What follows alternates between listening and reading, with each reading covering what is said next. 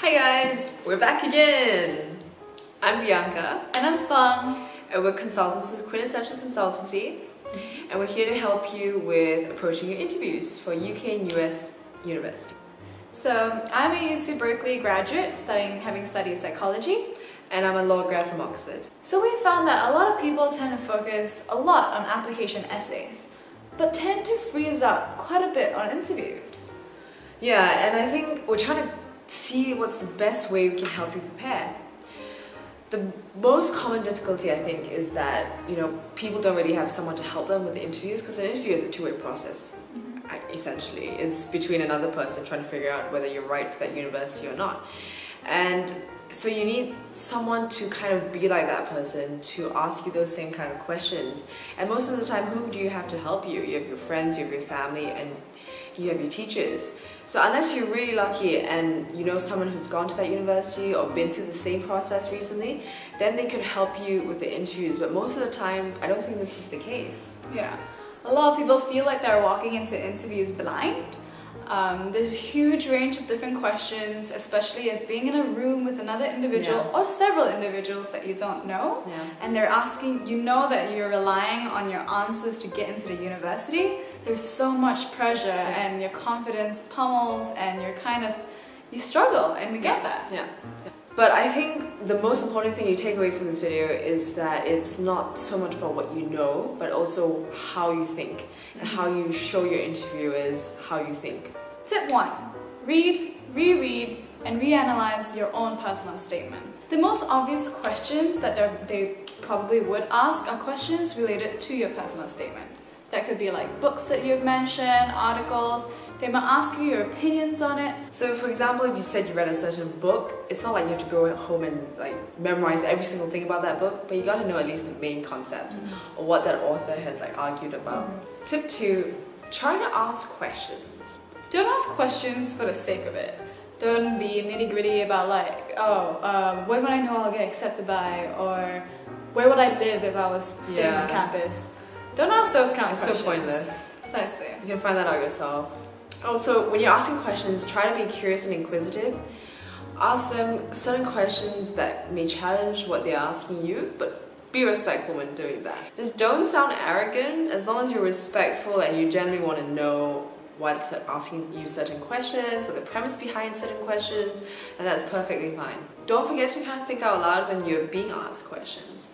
There's nothing wrong with saying out your thought processes or verbalizing every thought that you're having so that the interviewer knows exactly what's going on in your head, and you don't keep it balled up inside and they don't know whether you have anything going through your brain at that point of time. Remember, there are no right and wrong answers to questions. As long as you have a defensible point of view, then that's fine. Obviously, don't say something completely out of whack that you can't even defend, but there's definitely no right or wrong answer, so don't be afraid of getting the right answer. Tip 3, your body language. Remember, you want to present the right image of yourself to the interviews. So make sure you're dressed appropriately, make sure you're standing confident, back straight, chin up, everything like that. Don't cross your arms, etc. These are pretty simple but notable tips for you, because a lot of people, even if you're having a conversation with someone, if you're doing this, what does that say about you? Do you want to interview this person? No, you don't. Do you want to be looking at this person for the next 3 years? No, you don't. Just another point on body language. When I was doing my own Oxford interview, my interviewers were sitting maybe 10 meters across the room from me, and I felt so out of place. I felt like like a bird in a cage and they're just watching me. So just kind of maybe lean towards them, maybe try to show that you want to engage with them. If you just sit back and you're just okay with that distance, you don't seem really keen, and there's so many people fighting for your place. Why would you give it to someone who doesn't even bother to sit up straight? Try to prevent from using colloquialisms, especially since for us growing up in Asia, our slang is very different from English or American slang. You won't know what things might go wrong, what sort of miscommunications might happen, so try to remain formal but also not rigid if it's possible. But also don't put on a fake accent. I literally know someone who went to England and interviewed in an English accent. Don't do that. Just be natural, be yourself, but at the same time, like a more formal put together version of And professional yourself. version, yeah. Because you're not gonna be adding lahs, and sometimes people like from overseas don't really understand that as well. They're not really too sure what you're saying, or sometimes you're speaking too fast or too slow. So just be careful of how you say things as well. Finally, about body language, you need to really portray your passion. You know, you can even use appropriate hand gestures. It's not going to be really convincing if you just kind of like sit like this and you say things like, oh, I really like law. Or I am really passionate about something. No one's going to believe you. You're just saying like a steak. So, you know, if you use your hand gestures and you go, oh, I really enjoy law, you know, I've done so many things, or I really like human rights law, it makes everything more believable as well. Tip 4, don't stress, keep it cool. So I know this is easier said than done. We've all been in really stressful situations that we feel like we're just gonna freak out and we don't remember anything we're gonna say. But one really important thing that helped me stay cool was that they're not out to get me. This is not their personal vendetta against me. They do not want me to fail. They actually want you to succeed, no matter how stern or unfriendly they look towards you. That's just them testing you. They want to see if you can flourish in a pressurized situation, because ultimately they want to accept you. So they want you to do really well. It is natural for your heart to be pounding, for your palms to get sweaty, for all these things, these physiological responses. But honestly, nerves is a good thing when it comes to interviews. Yeah. As long as you accept them, know that they're there, you will be fine. It's just your body's response to really stressful situations. Just use that, take that, use that to, you know, make your brain think faster. You know, use that to just be really passionate and outgoing. Like, it's all good. You've got this. Seeming too relaxed in an interview Yeah. can actually be a bad thing. Yeah. So use that. Seems to your like you don't advantage. want it more Yeah. enough. I also remember for my interview, my tutors, 2 of them were sitting opposite me and they kept kind of firing away at me. So just changing the scenario, changing the question, letting me say my answer, but then changing it automatically and not telling me anything or any feedback about that. Their faces were just stone cold.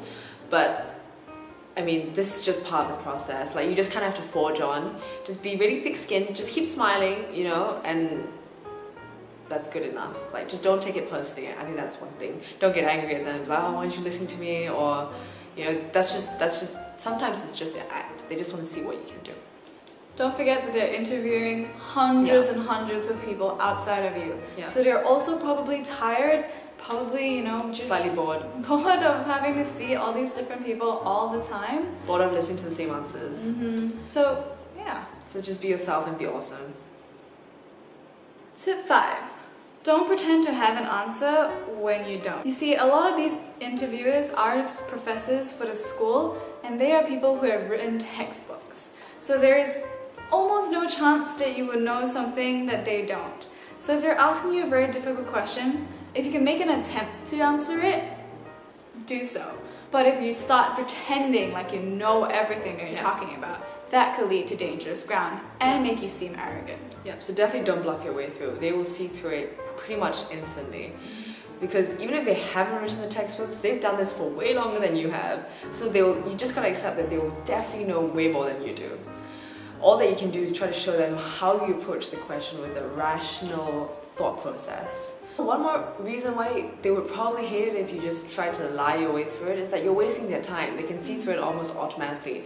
It's way more time efficient to just say, I'm sorry, I have no idea what you're saying, but this is what I'm thinking about what you're saying, so maybe you could, you know, suggest something for me, and then you can kind of take it along off that route.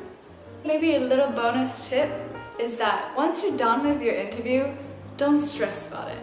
Honestly, what has been done is done. I know so many people, myself included, after any presentation or any interview, I mull over everything I've said and I beat myself up for having not said something or having said something I wasn't supposed to say. So just realize it's done, take a deep breath, take a step back and go enjoy yourself. Go do something. You're finally done with all your applications. Yeah. So just try your best and then don't stress after. Another thing to note is that a lot of these interviews can also take place over Skype or other video conferencing methods. Especially as international students, sometimes we cannot afford to fly all the way to America or the UK just for an interview, so Skype sessions do happen. It's slightly different due to internet connection issues, due to you being at home and not exactly seeing them. There are a variety of different things you can do to help make your Skype session better. So just remember to keep practicing with people that you know, or if you can't, try to reach out to as many other experienced people that you know. But in the meantime, stay tuned for more tips. If you enjoyed this video, please like and subscribe to our channel down below. Thanks for watching. If you can make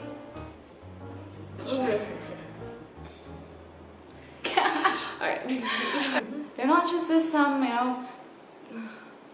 what